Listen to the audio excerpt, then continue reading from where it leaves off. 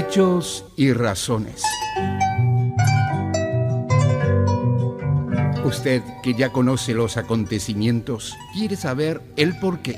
Pues si la historia sin principios es mero relato, los principios sin historia son estériles.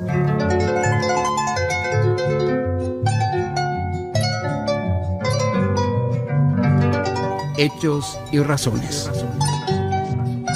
Reflexiones sobre la realidad actual desde una mirada filosófica de Mario Ramos Reyes. Hechos y razones.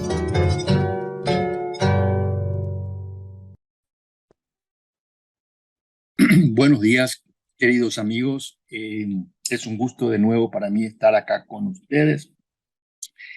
Voy a dar una pequeña impresión, una pequeña reflexión sobre el tema educativo. Soy consciente de que el tiempo que le voy a dedicar es breve, porque y el tema es vasto, tiene muchas aristas, muchos aspectos, el aspecto político, el aspecto educativo propiamente dicho, el aspecto social, contexto internacional, etcétera, etcétera. Es decir, el fenómeno educativo no es una realidad aislada, se da en el contexto de la vida misma. Entonces, retomando, digamos, mi larga carrera docente y habiendo sido miembro de la primera comisión de reforma educativa en los años 90, luego de la caída de la dictadura, quiero ofrecer simplemente unas reflexiones sobre lo que recientemente ha acontecido respecto a lo que se ha estado llamando o se llama la transformación educativa. Y de nuevo es simplemente una reflexión sobre un tema delicado, es un tema crucial, es un tema vital para una democracia y más aún si es una democracia republicana. Y yendo ya al tema mismo, quisiera iniciar con algo que leí y es una reflexión, yo creo muy apropiada, del padre Montero Tirado, al cual lo he conocido, lo conozco de hace muchos años y le tengo un enorme afecto. Dice en uno de las observaciones que está haciendo, o las observaciones críticas que está haciendo a esa propuesta de transformación educativa, el padre Montero dice en un momento que nuestra pedagogía de hecho no tiene ciencia. La pedagogía no tiene ciencia. Es decir, nuestra práctica no tiene ciencia, sino que dice es una práctica simple o simplemente es una práctica. Lo que dice este informe, continúa el padre Montero, es que presenta propuestas políticas de transformación de la educación, pero no hay fundamento científico, como tampoco en los diseños curriculares del Ministerio de Educación. Hasta ahí la expresión. A mí me llamó la atención esa expresión y me llamó la atención respecto a lo que yo puedo decir de la educación. En primer lugar, dice ahí no tiene un fundamento científico. Yo no dudo de la certeza de ese juicio, pero yo quiero ir más allá de esa afirmación. Yo no creo que la educación como tal o esa transformación que se desee tenga un fundamento filosófico. Yo estoy utilizando algo que para muchos sonará ininteligible. ¿Qué quiere decir esto? Sabemos que la filosofía, por lo menos en la tradición en la cual nosotros nos hemos formado y ha formado parte nuestro país, la filosofía también es una ciencia con unas notas esenciales muy particulares, pero es también una ciencia. En ese sentido, yo creo que la afirmación que ya apenas he leído es certera. En base a eso, dentro de mi humilde esfuerzo de esta Escuela Jerónimo Iralaburgo, donde nosotros tratamos de dilucidar estos temas ciudadanos, quiero abocarnos un poco a analizar, a partir de esa observación tan juiciosa, eso que nosotros llamamos educación, y no solamente eso, sino qué es lo que llamamos educación en el mundo contemporáneo o qué es lo que no llamamos educación en el mundo contemporáneo. Y entonces, como toda cuestión en filosofía de la educación o en fundamentos de la educación, que nosotros tenemos que pensar es siempre comenzar con una pregunta. La pregunta es la forma suprema de la sabiduría, decía Heidegger, haciéndose eco un poco de Platón, y tiene razón, hay que preguntarse varias cosas. Voy a resumir brevemente, justamente por el tiempo, y voy a controlar mi tiempo para no aburrirles tanto, voy a tratar de ser breve. Las preguntas aquí son: ¿qué pasa con la educación? ¿Cuál es el estado de la educación? O también, ¿de qué se ocupa la educación? ¿Qué es eso de educar? Y cuando uno observa la realidad de nuestro entorno ciudadano, no ya la realidad de nuestro entorno humano, yo digo solamente ciudadano, uno se pregunta, ¿se opera o no algún cambio en los jóvenes y a veces en los tan jóvenes? Cambios en el sentido de lo que es humano a lo que es más humano, de lo que es, digamos, peor a lo que es mejor, digamos, moralmente, materialmente, políticamente, etc. ¿Existe o no ese tipo de cambio? Claro, uno puede incluso hincar más la pregunta y decir, bueno, ¿qué es lo que significa cambio? ¿Qué es transformación? Bueno, es una forma que sigue un proceso, era una cosa y deviene ser otra. Eso es una transformación.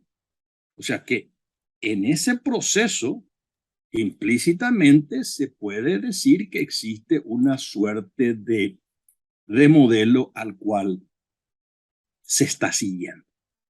Ese es el primer punto, la pregunta o las preguntas. Un segundo punto. ¿Cuál es la mirada que uno puede o que yo puedo tener o que tengo de esa educación?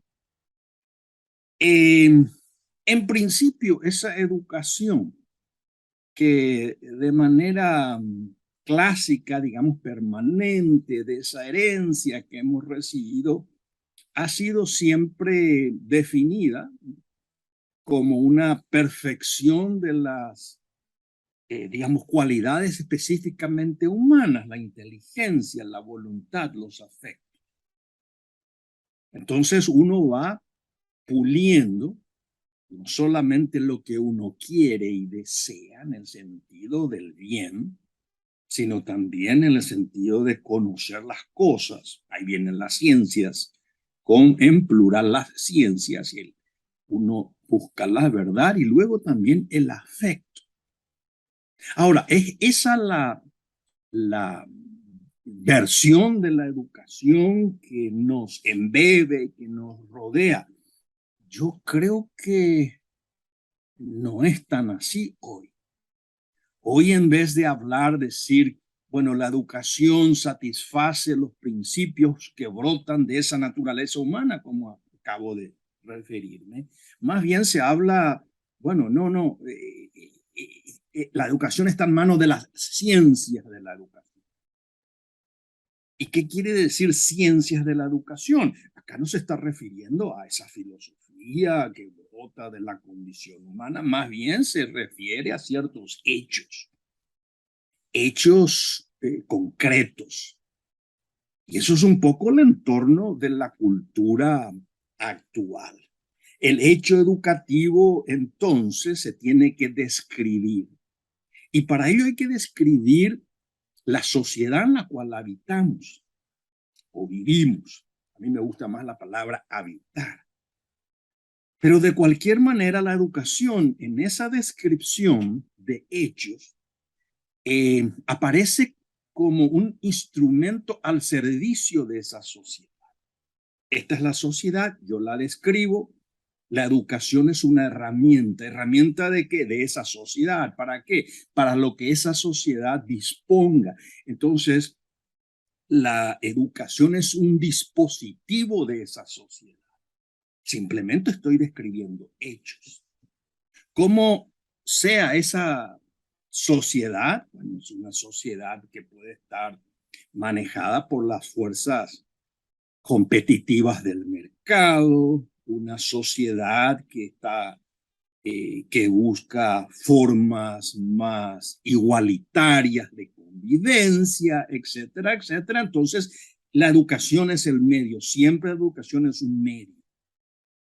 Lo que nos lleva a una primera indicación que en la cultura contemporánea uno se fija más en medio que en fines, no ya que es un ciudadano, mucho menos que es un ser humano. Eso está nublado, eso está en entredicho, sino más bien se mira a los instrumentos.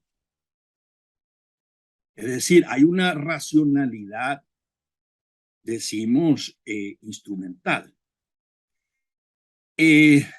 Por lo tanto, la educación en que se transforma, o lo que nosotros diríamos educación, es un poco lo que quiere esa sociedad en particular en un momento concreto. Es una especie de menú, es decir, que yo estoy eligiendo aquel plato más apetitoso al contexto en el cual estoy festejando, celebrando o viviendo en ese momento concreto, un momento determinado. Es decir, la educación como instrumento de ese momento cronológico en el cual vivimos. Por lo tanto, esa educación o tipo de educación o medio con el cual yo mejoro esa sociedad en ese momento concreto puede cambiar, por supuesto. Porque en este momento una sociedad tiene estas características, por lo tanto le corresponde un tipo de educación y entonces mañana tendrá otro tipo de educación porque cambiarán también las circunstancias de esa sociedad. Entonces, ¿qué está ocurriendo? ¿Cuál es el fenómeno que está ocurriendo? Que las exigencias propias de esas potencias que yo decía al inicio de la perfección de la inteligencia, de la búsqueda de la verdad, del deseo del bien, etcétera, son prácticamente transformadas por las necesidades del momento.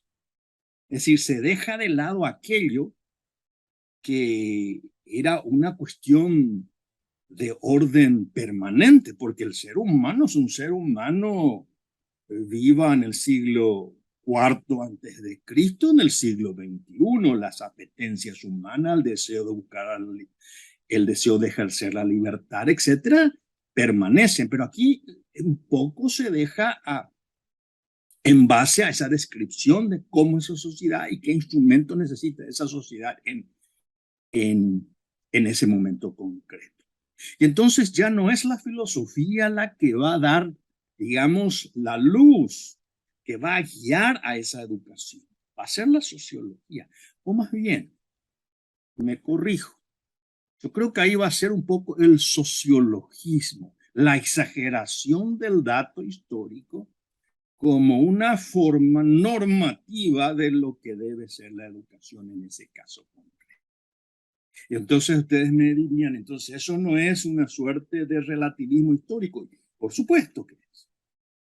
Por supuesto. ¿Por qué? Porque la historia cambiante en sus situaciones va a ir determinando, no solamente condicionando, determinando que estos son los instrumentos en este momento concreto y van a tratar, como todo hecho educativo, de ser impuesto de manera política, como siempre ha sido el tema educativo. Y si eso es así, entonces, ¿qué es lo que condiciona o determina la educación? Y es el poder. No solamente el poder del Estado, es el poder de la forma de pensar, digamos, de la cosmovisión que en un momento histórico es hegemónica, es dominante. Entonces, si en ese momento histórico lo que domina es una forma histórica en donde hay que cambiar las condiciones de medios de producción, como diría, digamos, una escuela de orden materialista, y entonces la educación tiene que seguir ese proceso y ser una herramienta para el cambio de ese proceso histórico, porque en tanto en cuanto se eliminan las condiciones de injusticia, sea la propiedad privada o lo que fuere, entonces se llegará a lo esperado en ese proyecto de sociedad y será la utopía y el ser humano se abrazará con otros seres humanos y será la parucía.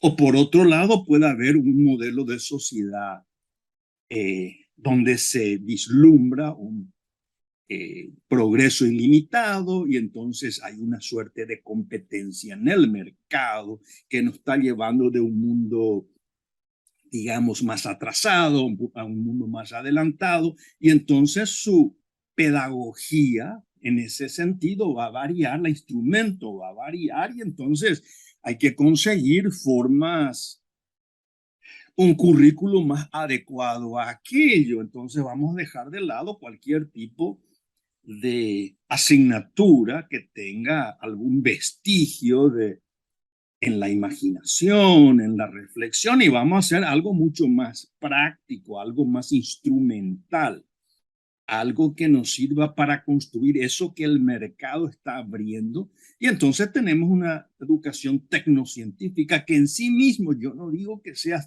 estrictamente negativo, digo simplemente que lo tecnocientífico no va a llegar a agotar todo lo que una sociedad es. Y entonces, de nuevo, ¿cuál es el punto? El punto es que ese modelo, digamos, ideológico de la sociedad va a ir determinando esa herramienta que es la educación. Entonces, la educación se va a ir transformando conforme a digamos, a esas subidas y bajadas dentro de esa lucha política que es un poco la historia humana. Y entonces la educación va a tener, si se quiere, un rumbo disgregado, errático, va a ir de un lado a otro conforme a los intereses propios de esa sociedad, analizados, por supuesto, por esos expertos que embeben, digamos, sus visiones en un sociologismo que puede estar de moda o está de moda. Y ahí se ata, evidentemente, a los intereses económicos, etcétera, etcétera. Pero la pregunta es, de nuevo, volviendo a lo que yo digo, ¿esa es la educación genuina? Mi respuesta es no, no es una educación genuina. Puede ser un aprendizaje de ciertas técnicas, puede ser, como la gente dice, un training que me ayuda a satisfacer ciertas necesidades materiales en este momento concreto, pero está lejos de ser realmente un fundamento, como muy bien dijimos al principio, científico, de un fundamento de orden filosófico, serio, racional, de una racionalidad sapiencial, de sabiduría. Y aquí yo quiero entroncar un cuarto punto, algo que uno tiene que redescubrir, ¿Qué es lo que estamos echando de menos? Estamos echando de menos una filosofía de la educación. No hay más, no solamente filosofía de la educación, ya no hay filosofía.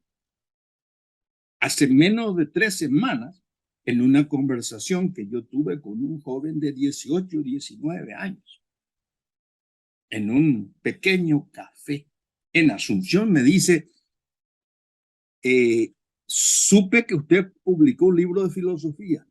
Y sí, le dije, ¿qué es eso de filosofía? Tenía 19 años. Ni siquiera tenía la noción de qué eso significa. Entonces a mí me sorprendió decir, pero no estudiaste algo, alguna noción. Había elegido un currículo en el cual filosofía no existe. Las humanidades vedadas. Para mí fue realmente no una novedad, porque esa hegemonía de una tecnociencia, de un practicismo o de una educación meramente práctica es prácticamente universal, valga la redundancia. Pero de nuevo, si ello es así, ¿qué es lo que estamos perdiendo? Sí, yo creo que estamos perdiendo la democracia. La democracia como un sistema nace precisamente cuando los griegos se dan cuenta de que la fuerza o la persuasión sofística, como diría, no es valedera para encontrar la verdad de la convivencia, y ahí nace fundamentalmente el diálogo, el encuentro de logos, y eso es la democracia, es la persuasión, pero la persuasión fundada en la verdad, el logos, la adecuación que tenemos en nuestras palabras y la realidad, el redescubrimiento de eso que son las cosas, que no se reduce solamente al orden material, sino que hay valores. No solamente los seres humanos son seres de carne y hueso, son seres de ciertos valores, de un espíritu, de ideales. Y ahí entra la democracia. Entonces, una educación donde se instrumentaliza conforme a ciertos intereses ideológicos va traicionando la democracia misma, aunque se utilice el término democrático o de la democracia. Y mucho más, el ejercicio de algo tan propio del ser humano, que es el ejercicio de la libertad. La libertad de seguir o de elegir un camino u otro conforme precisamente a esa maduración que el proceso educativo conforma en esa condición humana. Y iría más, y no quisiera entrar ya más en este tema que nos va a llevar al tema político, la idea de república o el republicanismo, que fundamentalmente parte del supuesto de que yo me puedo autogobernar. ¿Y cómo me autogobierno? Cuando realmente puedo comprender quién soy yo, mi inteligencia, y voy ejercitando mi voluntad, donde yo necesito menos frenos y contrapesos de la sociedad para hacer aquello que no se debe. ¿Por qué? Porque yo conozco el bien y el mal, o tengo nociones de lo que es la virtud o lo que es el vicio. Es decir, tengo nociones de valores éticos. Es esa fundamentalmente la educación, o el fundamento de la educación, más allá de que uno pueda tener esos entrenamientos, digamos, que pueden ser muy útiles a una sociedad contemporánea. Yo creo que está todo eso ausente, o por lo menos está totalmente minimizado, burlado, etcétera, etcétera. Es decir, ¿qué es lo que perdimos? Insisto en esto, perdimos el sentido del humanismo, de la plenitud, de la búsqueda que el ser humano hacía para llegar a su propia plenitud, educarse a uno mismo en los otros. Y eso uno tiene de una riqueza, digamos, inusitada en la tradición clásica que nos viene a nosotros de Occidente. Nosotros hemos sido partícipes de eso. Hasta hoy recuerdo el momento en que, empezando mis estudios de filosofía, el doctor Adriano Herala Burgos me dice: acá tienes el libro que tenés que leer toda tu vida. Entonces dijo Adriano: ¿y cuál es? Me dice: La Paideia de Jäger, Werner Jäger, el gran helenista alemán, un clásico, un libro de 800, 900 páginas. Es decir, cuando yo vi tu libro realmente me asustó, pero ahí estaba la herencia fundamental de qué es lo educativo, más allá de los vaivenes momentáneos que la historia pueda tener. Ahí está la educación permanente de lo que es el ser humano. De ahí viene fundamentalmente que la educación es un proceso de educación, pero de las potencias, de la inteligencia, de la voluntad, de los afectos, del cultivo de uno mismo. Ahí viene la palabra cultura, ahí viene el tema del autogobierno, ahí viene el tema de los hábitos que hacen un ciudadano un buen ciudadano. Todo eso prácticamente en la cosmovisión que nosotros estamos, que somos testigos hoy en el mundo, prácticamente ha desaparecido. No quiere decir que la paideia rechazaba el aprender un oficio, el entrenamiento de un arte, sino todo ello estaba condicionado a la nobleza del ejercicio de la libertad y a la calidad del carácter de la persona. Sin eso no hay ciudadanía, sin eso no habría y no hay una democracia auténtica. Sin eso no hay autodominio, no hay república, no hay republicanismo. Sin eso solamente queda ¿qué? El poder para que controle, que las personas no se extralimiten y nada más. Entonces la fuerza, y entonces todo se reduce a un politicismo. La educación en el fondo ya no tiene mucho que ver, es apenas un instrumento al servicio de aquellos intereses que están determinados por digamos, la moda de turno.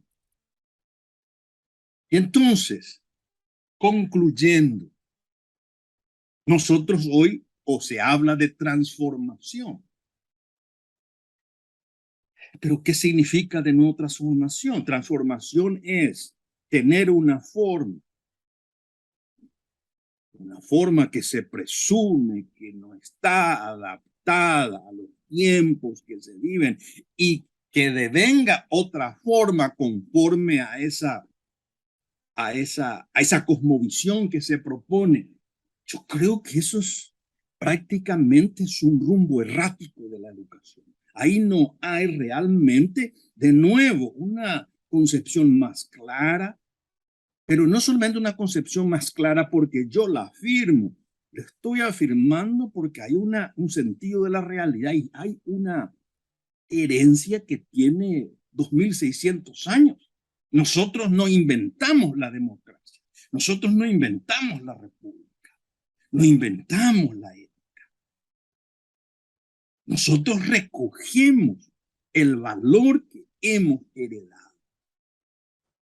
Y cuando uno, de nuevo, volviendo a lo que había dicho anteriormente, nota en ciudadanos pérdida de ¿qué? De comportamiento, maltrato, desprecios de norma, deshumanización, egoísmo ético, etcétera. Es decir, acá se ha perdido ¿qué? Se ha perdido precisamente ese fin. Y al perder el fin, se pierde el fin porque también se pierde la memoria. Por eso hay una insistencia en prácticamente eliminar todo aquello que recoja esa memoria. Sin darnos cuenta, y eso decía Hannah Arendt también, Es decir, sin darnos cuenta que de ahí, de esa herencia, viene ¿qué? Viene el arte, la belleza, los valores, el sentido de la política, el sentido excelso de la política.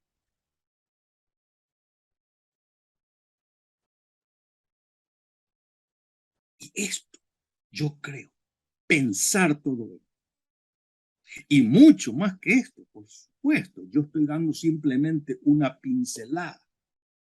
Eso es lo que fundamentalmente nosotros hacemos en filosofía. La búsqueda del ser humano para que él busque al ser humano del sentido de las cosas, de la realidad, de sí mismo. Y eso es lo que fundamentalmente también en el mundo milenario que hemos heredado se ha llamado la educación humanista, del humanismo integral o el humanismo liberal. La palabra liberal le va a asustar a algunos aquí, no me estoy refiriendo a ciertas formas económicas liberales, sino simplemente de las artes liberales.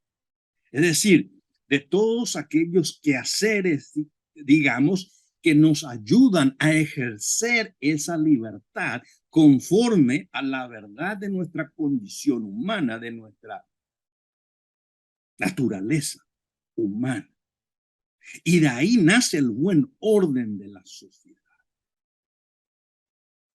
Es en el inicio, digamos, de esa, una de las grandes reflexiones de Occidente. San Agustín dice fundamentalmente algo que es un principio que no es perenne. Fundamentalmente dice el orden de la sociedad nace del orden del alma.